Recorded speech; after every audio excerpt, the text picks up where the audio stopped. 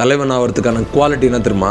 எது? விடாமுயற்சி, 100% நம்பிக்கை, சின்ன சின்ன விஷயத்துக்கும் உன்னை பாராட்டிக்கிறது, விட்டு கொடுக்காத இருக்கிறது, உலகமே உன்னை நம்பலனாலும் உன் மேல நீ நம்பிக்கை வைக்கிறது, அடுத்தவன் மேல கோவப்பட்டு உன் நம்பிக்கையை நீ காட்ட வேணாம், சிரிச்சுக்கிட்டே என்னை பத்தி எனக்கு தெரியும், ஒரு நாள் வரும் நான் யாருன்னு காட்டுறன்றது சொல்லிக்கிறது. இங்க அழகு எது தெரியுமாடா?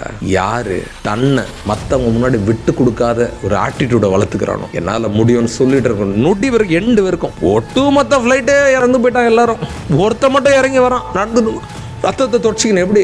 ஆனா மைண்ட் பாரு, வாழணும்ன்ற அந்த எண்ணம் ஸ்ட்ராங்கா எழுந்து வரான். அந்த 1% சான்ஸ் இருக்கிற வரைக்கும் கூட 0.001% சான்ஸ் இருக்க வரைக்கும் போராடுறது தான்டா கெத்து. அந்த கெத்தை எவனுக்காக விட்டு கொடுக்காது, உன் விசில யாருக்காக நிறுத்தாது, உன் பேனர் கட்டி தூக்கி நிறுத்து.